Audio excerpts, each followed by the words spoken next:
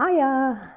Today we're going to talk about neck pain in this video and what can you do for your neck pain or discomfort or restrictions in movement. The first thing is it depends where you are. It depends, has this area of your body been experiencing pain or discomfort or restriction of movement all of a sudden, or has it been going on a while? And it's a common injury that we see as physiotherapists.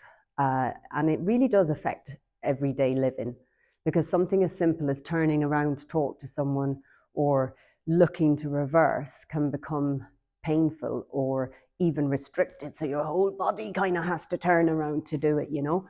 So it's like, depending on if you're at the stage that it's very difficult to even move your neck, or pain is what you're experiencing more than restriction of movement, we want to think about what's the best position to get your body into to start moving this part of your body. The neck itself is here. It's called the cervical spine. And the cervical spine is the top of your spine, and then you have the middle, the thoracic, and then you have the bottom, the lumbar, where we kind of talk about lower back pain. It's important that we get ourselves into an optimal position through the whole of the spine, because there's a knock-on effect. If you feel this discomfort in this part of your body, how you position yourself with the rest of your body will optimize what goes on further up the chain. We call it the kinetic chain, fancy physio word there. So if it was an acute pain, my suggestion is you take yourself into a lying position. And my other suggestion is you get a good old plastic bag. I'm advertising TK Maxx here. It doesn't matter what you use. It could be a black plastic bag, and you put it underneath your head, okay? Underneath your head. Pop it down on the surface. If you were inclined to use a pillow for this, ideally what you want to do is get your neck into a neutral position. So what I mean by that is that your neck isn't here to start or here, but actually it's in what we call a neutral alignment. And your gaze is looking up towards the ceiling. I'm not looking to the left or to the right. That's our starting position. So you can do it on your bed, but you need to have a good old look yourself at your bed and your pillow, and maybe even take a picture of yourself lying down. And if you're like, no, I kind of think I'm not in a neutral position, how would it feel to maybe take away that pillow and use something smaller to get yourself into a good starting position? Then you come down to lying. You may notice that I've bent my knees here, and the reason for that is because I am trying to support my lower back. So if I had a niggly lower back, I might go wider with my feet and drop my knees in together. But what feels good in my body today is knees bent to support my lower back. If I extend my legs, my back, you can kind of see it through here, it bends a bit, and that has a knock-on effect in my neck. You might see in the video that I might have a little bit of a double chin now, but if I bend my knees, it takes off that stretch on the fascia.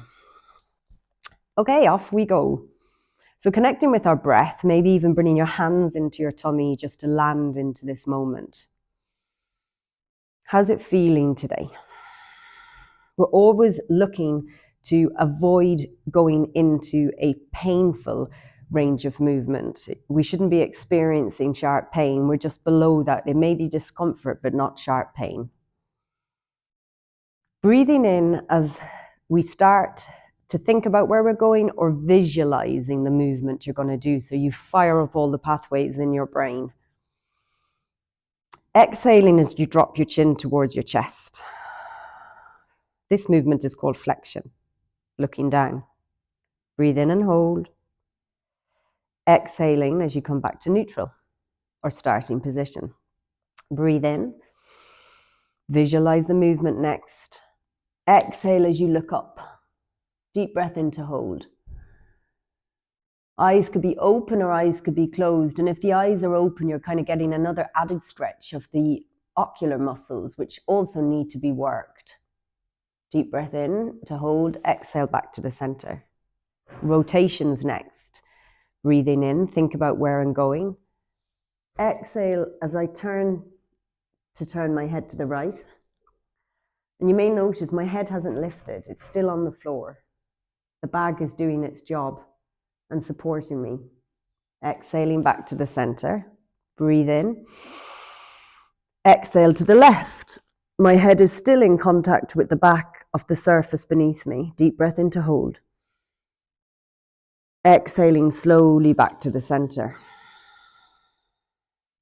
The last two movements are called side flexion. And these are kind of tricky ones. So shoulders don't need to get involved in this.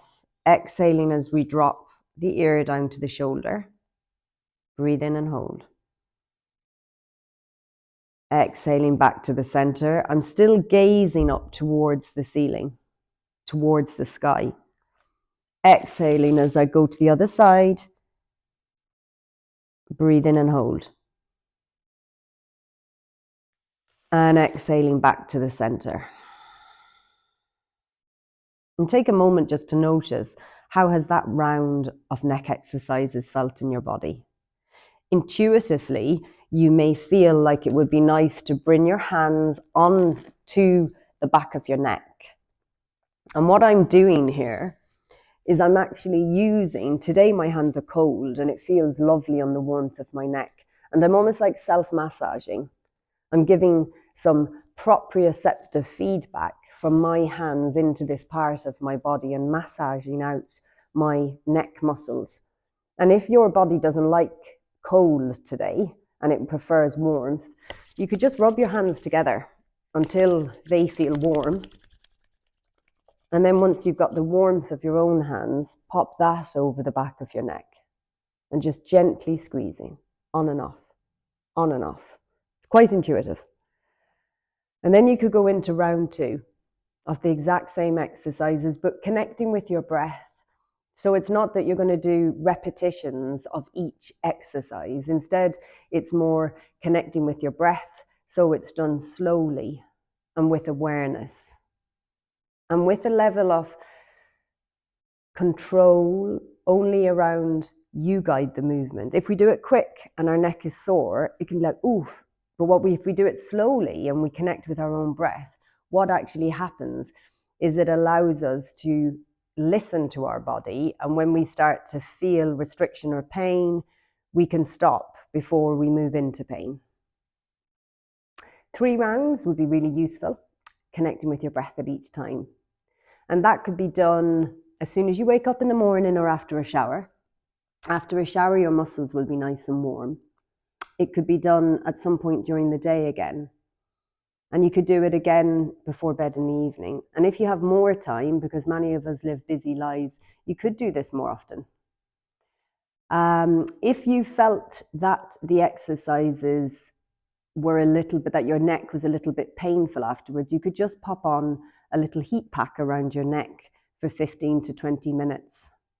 And if pain was a serious impactor of moving, perhaps seeing your doctor to have some pain relief and looking at taking your pain relief, doing the exercises, and then afterwards using heat or cold to soothe the area. I hope that was helpful. Thank you.